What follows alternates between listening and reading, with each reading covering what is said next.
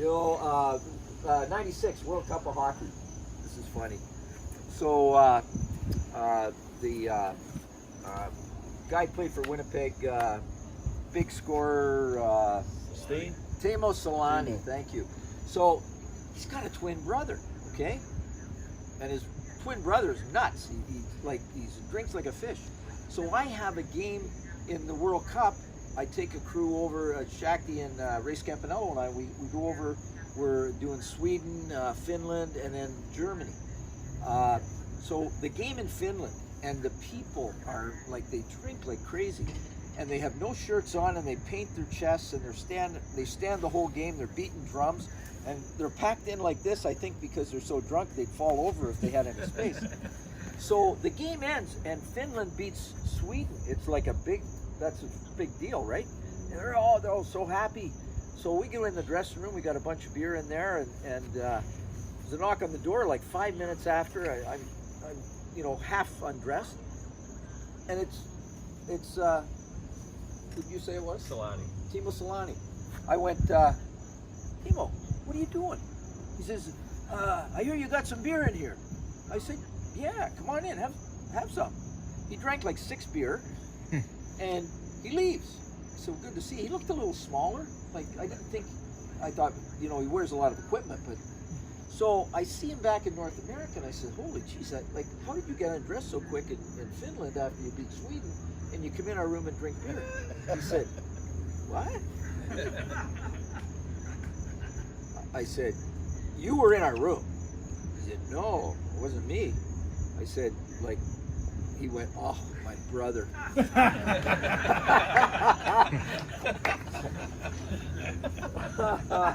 I'm in Chicago playing Winnipeg preseason. Timo, his first year, I think he scored 76 goals. I was a rookie. Second year, we played him in the preseason. Brian Marchman, one of my best teammates I ever had, one of the dirtiest players in the game. And he center ice, like hip check Timo. Timo's flying all over the place. And I'm on the bench, and there's a little melee. The play resume, I'm on the ice next. I had nothing to do with the play. I had nothing to do. I'm in peace. I'm French Canadian. I love everyone. And I'm standing there. Ty Domi comes in. Like I'm about to throw up right there.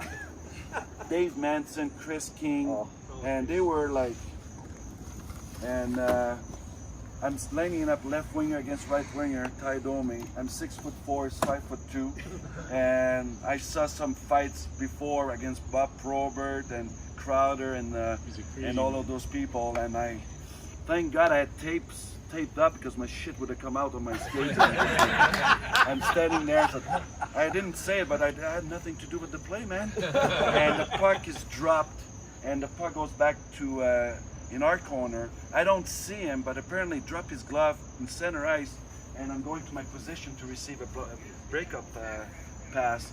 And Eddie Belfour goes, Steph, he's coming! So I dropped him, and I did my Kung Fu grip. And for 2 minutes, he's trying to, like, I didn't try to get out of my Kung Fu grip. And I had a bloody nose, my face is scratching, and I try to go down. He's huddling me up, like one of those stupid kids. I tried to fake, I tried to cry about it, didn't freaking did it. Just like, it was the longest 2 minutes ever. My dad called me the next day, he goes, like he never calls me, like it's another story. He said, I'm a little embarrassed to get you had your ass kicked against Ty Domi. I said, Dad, where were you? I said, where did you watch the game? I was in my living room. That's the fucking last time you called me telling me about the freaking play like this. Like, we never talked ever since on the phone. It's just like it takes a lot of guts to go up and fight someone, but I didn't have a choice. He just jumped me. I couldn't wait for that fight to end. Hold off for dear life is like what you do. Probert tried to like 50 punches the year before. You think one of my punches? What happened if I knock him out on a lucky punch? Yeah. Because that happens. The whole league would have come after me, and I would have given the belt to somebody else. But I was in Winnipeg with Timo, and I played with Timo in San Jose later on. One of the best teammates, one of the best person I ever had. Nice but guy. he could not fly. Every time we take off, we're playing Port Texas Hold'em, and he goes, hold on, it's him and Vinny Danfous. like we had to stop. His hands were sweaty, like he could not land or take off. And he was bitching about the power play. Fucking power play. Daryl Sutter never worked on his power play. We had the worst power play in the league. And we never worked a power play. Like he's yelling, power play. But what a great teammate. I was so happy for him to win the Stanley Cup because he's one of those guys who played 20 years in the league and with class. And he respected his fans and him and Paul Korea. So I didn't know he had a twin. I played with them the whole year. I didn't know he had a twin brother. Don't whatever you do, don't go drinking with him. Timo was a I don't know if you guys know that, he was a he's still a car fanatic. He made a lot of money in his career, but he had at some point, he had his dealership card.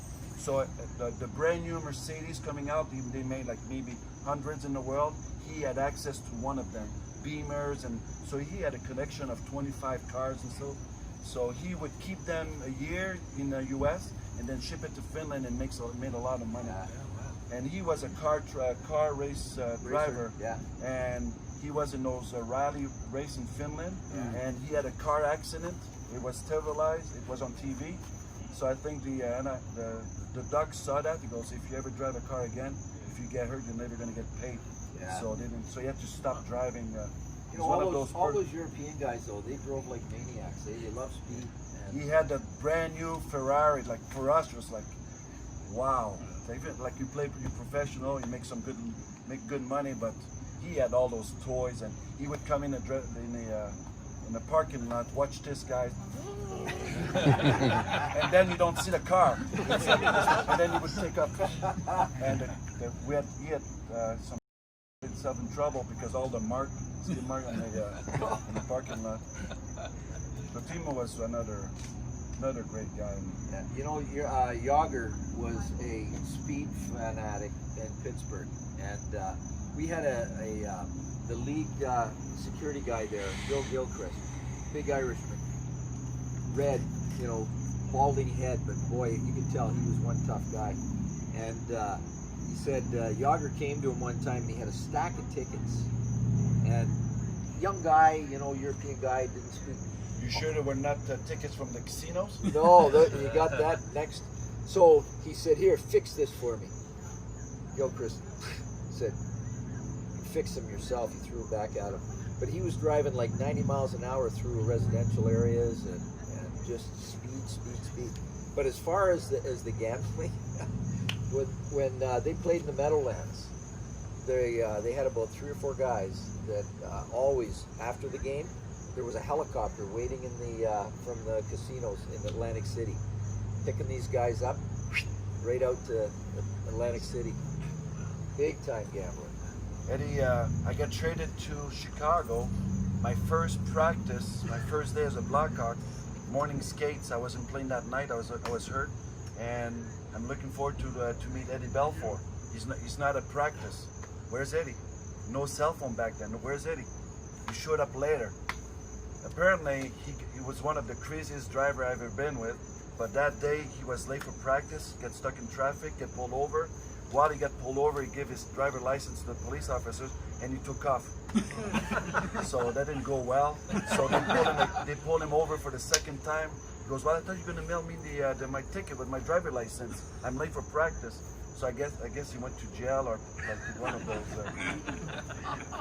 He did the same thing in Dallas. Well, we saw the video on YouTube that a few times, more than once. So hopefully that gets his. What was your Belfour story when you were in Chicago? You were hurt. Here's Eddie Belfour's stall, and this stall is empty, and everybody else is around. And Steph, new player, my stall is there. So all right, so I put his stick is standing there, and I got there, and by accident I touched his stick. His stick fell on his lap. He hit me. What happened? Don't touch my stick. You see the line? Don't cross it. Like here I am sitting on the guy next door lap because I'm afraid of him. So I'm more afraid. I get on the ice and I'm wearing yellow because I'm like in the morning skate because I'm hurt. I got that thigh injury. Nobody can touch me. my first shot against Eddie Belfort, I just want my first practice. I just want to show that I got a good shot, maybe. The puck rolled on my stick, hit him right in the forehead. Eddie Belfort now.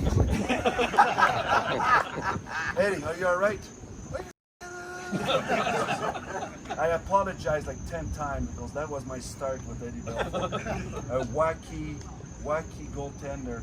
After practice, like we didn't play that night, he would sharp his skates for 2 hours straight. Every morning, like we didn't play that night, he would spend 2 hours. He ran marathon. He was an Ironman athlete. He was incredible, but just a wacky person. He had the scary eyes, just like his stick. He said the same thing about when they put the water bottles on the back of the nets, goalie's nets. They had to be put in the sleeve. Otherwise, sometimes they could block the overhead camera. They had them on, in that little holder, and we were supposed to make sure that they put them in the holder. So it was sitting on the net. I grabbed the bottle and he said, "Don't touch that bottle."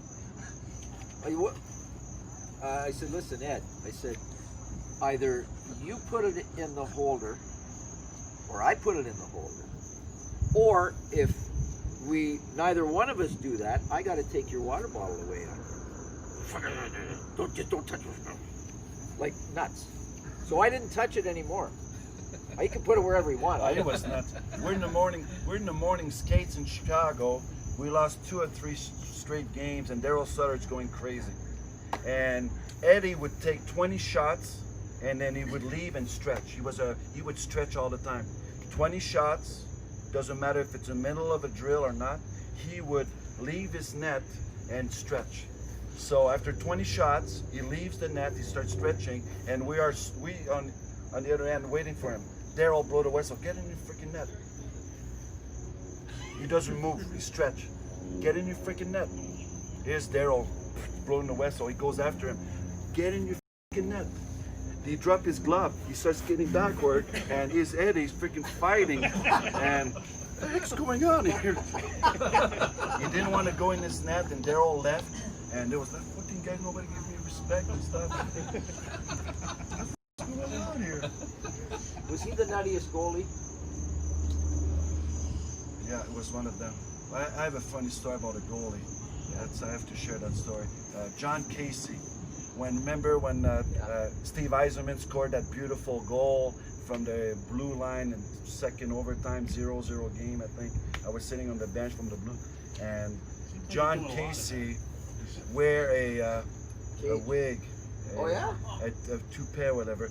Someone told me that story, that after each win he would take his mask off, and that game, it was a big game, one of the players grabbed his hair, just like the thing falls on the ice.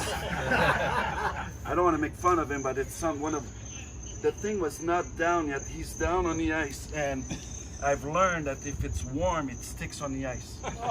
He's scraping his thing, and he puts it back on, and he puts his helmet on.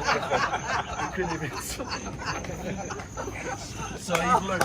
But that's a legend story. But he never took his helmet off ever after.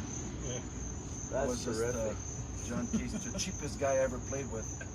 Really? Like I don't have my car that night, so we landed at 2 o'clock in the morning at the airport. I live about 2 miles from him. But can you give me a ride? Well, I can give you a ride there. You just can't take a taxi from there. So at 2:30 in the morning, I'm with my luggages. He dropped me on a freaking sidewalk. I have to call someone for a freaking a cab ride. Unreal. That's classic. The goalie that really is deranged is Patrick Roy. Oh, jeez.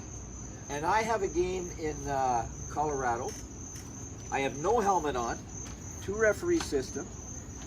There's a hard around coming on the dump in from the far side, and I'm backing in this way. So I know that it's going to come around. It's going to end up in this corner, and the players attack the puck.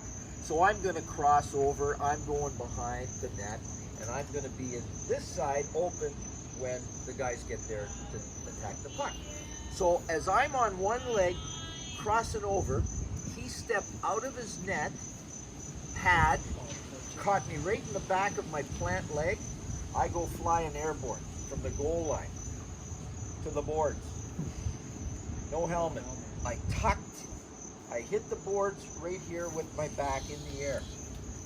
I chased him into the crease. I said, if you ever do that again, I'll give you 20 games. He said, I did not mean to do that. I said, bullshit, because he did the same thing. I was watching a game about five days before, and he did the exact same thing to Brad Watson. Only Watson just fell down. He wasn't going like me. Guy's nuts. Wow. Hey? You know about goalie. My first year in Calgary, Mike Vernon, back then you could not hit the puck over his pads because they were insulted. So that happens, I hit him on the shoulder. I don't know what's going on with the goalies, but I hit him on the shoulder. And he's chasing me with his stick, and he's tried to aim with the puck in the foot, like he tried to hit me. The next morning, after practice, he follows me, Joe Newendike, Gary Roberts, they all follow me after practice into where we change. I get undressed, and I look at myself in the mirror. What the f***? Everything here, that part is all blue. Before practice, he must have put some collar thing in my underwear and my jackstrap or whatever. And when you sweat, the whole thing, and I became a freaking smurf. In a week, I couldn't even scrape that thing off. He came after me, goes, "Don't you ever freaking hit me again." There's so much time in their hand to come up with that shit. So Vernie is playing in San Jose, and it's a playoff game. And San Jose they took a lot of penalties. So they're on the kill, and the puck comes to Vernon, and I'm in the corner, and where Steph is, and Vernon turns, and he lines me up in the corner, and he lets one, he shoots it, but it got away on him, and it's coming for my head, and I just went over my shoulder, and now I see his eyes in his mask, right, and his eyes light up like he thinks he's screwed, he's going to get 20 games. I just smiled at him. That pissed him off even more. So we talked about it. After he retired, he was scouting for, he said, I just about shit myself. I said, that I want to get you, but I didn't mean it was going to get you in the head. Mike Vernon bought a house in San Jose for $1.3 million. I'm going to go through exactly the details. He put $1.7 million into renovation. So we had a team party there. Beautiful home, pool house, guest house, and everything. And wow, that was 1999, I think, when the boom, like the market in 98, I think, in California. The houses were just crazy. A week later, I find out that someone came to knock at his door, a guy from IBM. He goes, "Is your house for sale?" He goes, "Everything's for sale. If there's a good price." He goes, "Well, I'm offering you $5 million for it. Let me talk to my wife first and we'll get back to you." The next day he accepted. A week later he got traded to Detroit. So that's one of the best investments. And I always remember that story because it's called karma. Back then they would come into your door and he just finished the renovation and stuff, and I think he bought a golf course in BC at some point. And great golf course, but they lost their ass on that, and a lot of players were investing in it, and they got stuck. I didn't know that story yet. Oh yeah. Right. Who gave you the hardest time your whole career? Well, Knuckles Nyland and I had some wars against one another. Guy that turned out to be a really good guy, I guess, was in St. Louis. He did some TV work for them. Chaser. Who's a freaking Is he really? the biggest. Well, as a player against. I gonned him like sitting on the bench. I gave him a 210 game in gross. I gave him the whole ball of wax sitting on the end of the bench. He was always like whining and complaining from the end of the bench, and I'd say, "Well, listen, I got a better view from the ice than you've got sitting on the end of the bench." So I turfed him. Brian Burke called me. He says, "Like, what do you got against Kelly Chase?" I said, "Well, he's mouthy. He's sitting on the bench and he doesn't play much. Oh, he's really a good guy. He's one of those good, tough guys. And, he's probably going to have a future in the game." And So I went, well, okay, that's fine, but tell him to keep his mouth shut. But Knuckles Nyland, he was married to Whitey Bulger's daughter, okay? Whitey, #1 on the FBI wanted list. So Chris goes to pick up Whitey's daughter for their very first date. Now, Whitey's in the kitchen, and Knuckles has to come and meet Mr. Bulger, Irish Mafia boss, right? So he's got all these guys sitting around the table, and Whitey's cleaning his gun. Chris comes in, he says, "You guys, out." Stands up, he's got the gun in his hand, he's rubbing it down. He said, "Chris, if my daughter decides that she doesn't want to see anymore, it's probably a good idea if you respected her wishes, right?" "Oh, yes, Mr. Bulger." He said, "Good, I'm glad we see eye to eye here." He set his gun down, he went in his pocket, he pulled out $500, gave it to him and said, "Go show her a good time." Now Knuckles, 300 penalty minutes every year. He'd score over 20. He could play, but he was like nuts. Stand-up guy, like a good teammate, I guess. But anyway, he was a pain in the ass for us. So I watched him pretty close. And I got a game in Boston. Montreal's playing against the Bruins in the old Garden. And Rick Nifty Middleton is on the shift with Nux, and I think this is a bad matchup. And they go down the ice on the attack. They bump together by the net. They fall down. The puck's heading out into the neutral zone. And I look over at Nux, our eyes meet, and I can tell he's pissed off and he's going to do something stupid. So I entrapped him. I turned to follow the play up the ice, but then I snapped my head back right as he butt ends Middleton in the mouth and knocks his teeth out. Front teeth, gone. 10-minute match penalty back then. So it's just before the playoffs. We have an emergency hearing a couple of days later in Montreal. Serge Savard's the GM for Montreal. Nux is sitting there in the boardroom. He is pissed. He wants to kill me. Serge, gentleman, shakes my hand. Brian O'Neill reads my report. He says to Chris, the Boston kid, right? He says, "Chris, do you have anything to say for yourself?"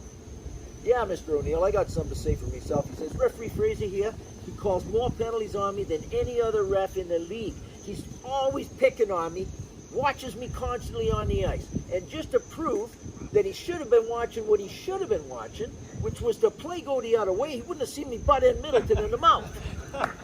Well, Serge Savard spits coffee out on the table. He said, "Chris, he said, Mr. O'Neill, Chris didn't mean to say that." He said, Brian said, "Chris, there wouldn't be a ref in this league worth a pound of salt if he didn't watch you every second you're on the ice." He gave him 8 games just before the playoffs. And he held it. Then it was huge. Oh, the amount of games. Yeah, Eddie Van Helmen was getting punched by players. They were getting 1 game. So that was major. But yeah, you know, Bernie Federko was supposed to be a good guy, eh? But he was really mouthy. Even like his own players used to say, "Bernie, shut the blank up." So I had a back-to-back game, St. Louis at home. Bernie and I ended up in a FU contest at the end of that one. Next night, St. Louis is in Chicago, big rivalry. So Bernie's the starting centerman, and Dennis Savard was starting for Chicago. Savvy asked me a question. I'm talking to him. Bernie says, "Would you just shut the puck?" I went, "Oh, really? Are you going to start again, are we?" I said, "Savvy, put your stick down, please." I threw that puck in. The freaking thing bounced about 3 feet in the air. Savvy gets the puck. Bernie got a penalty within, I'd say, 10 seconds. 10 to 15 seconds, Bernie's sitting in the penalty box. It was an act of God.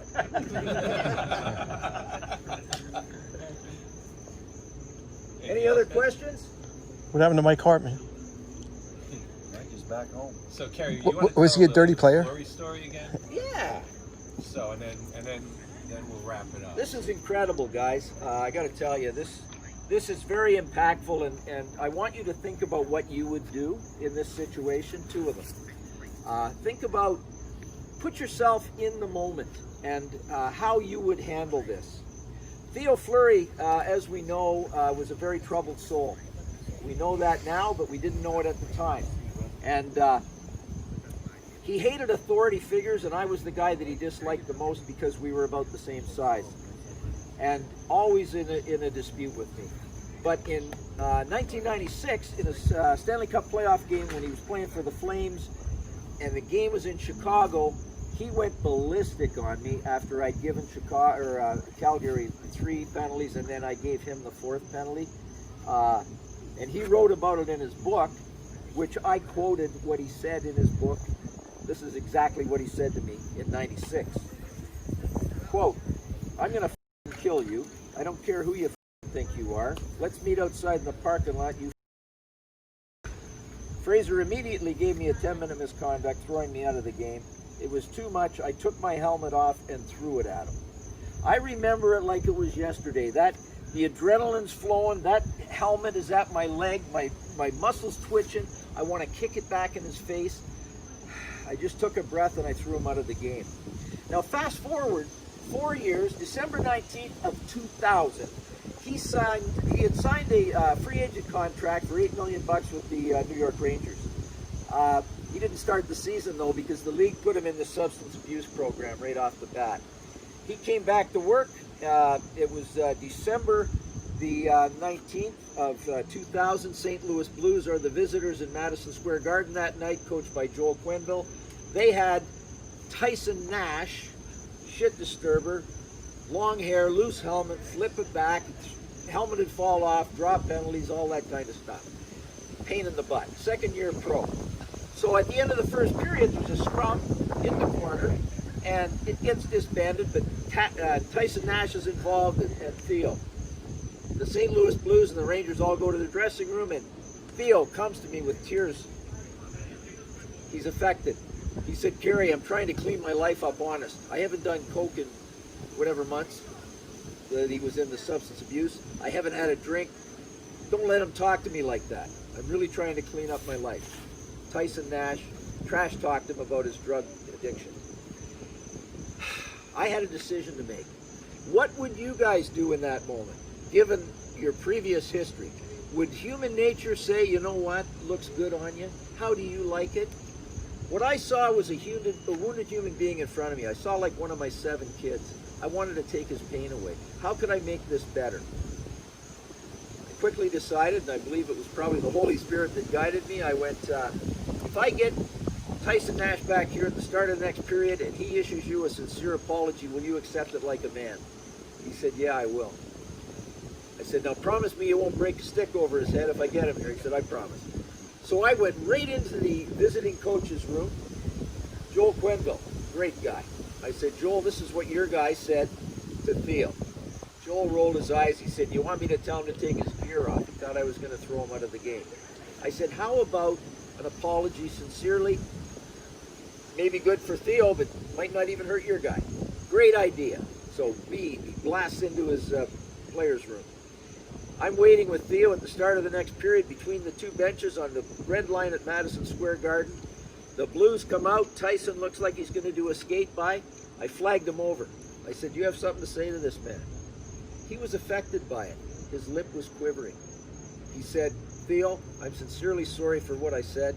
He said, "I went way below the line, and I apologize." He said, tapped him on the shin pad. He said, "I wish you the very best in all you've got ahead of you." I said, "Theo, you good with that?" He said, "Yeah, I'm good with that." I said, "Boys, shake hands, let's play." Done. Tyson did what he normally does. He drew Brown into a fight at the end of the middle of the 3rd period. 17 minutes of penalties for Brown, and St. Louis wins the game on a couple of power play goals. I think it's done. I forget about it. It was nothing. It was a simple apology, right? So 10 years later, fast forward, I retire and I'm sitting down to write my book, and I saw Theo's comment in his book, and I thought, I got to make this right. Like, this is not accurate. There was a better end to this. So I called Tyson Nash. He was in Phoenix doing the color for the Coyotes, where he finished playing. And I said, "Tyson, Kerry here. Like your permission to share a story. Do you recall the situation, 2000, December 19th, Madison Square Garden with Theo Fleury?" Ladies and gentlemen, the phone went dead. Pregnant pause. He said, "Kerry, that was a life-altering situation. It was career-changing for me." I said, "Talk to me. Tell me." I wrote about it in his own words. I need to share this with you. This is powerful. Tyson Nash says, When I first started playing hockey, I was actually pretty decent and had the ability to put the puck in the back of the net. But as I traveled on in my career, I realized, and certain coaches helped me realize, if I was going to make the NHL, I needed to play a certain way. I, of course, didn't always agree with them, but I listened, and I'm so thankful I did because of the career I ended up having. Coach Quenneville gave me an opportunity and a role on a great NHL team. When I first got called up to the NHL after 4 years in the minors, I knew this might be my only chance to show what I could do. I ran around and hit everything that moved and smiled and laughed the whole game through, and in many more after that. For I was living my dream and I was playing in the NHL. Coach Quenneville told me that I needed to be the most hated man in hockey and bring that smile and energy to every game, and as long as I did, I would be a St. Louis Blue. The rest was history. From that day, I would do whatever I had to do to stick in the league. I would hit anything and anyone. I would yell and chirp and do what I could to get the upper hand or draw penalties.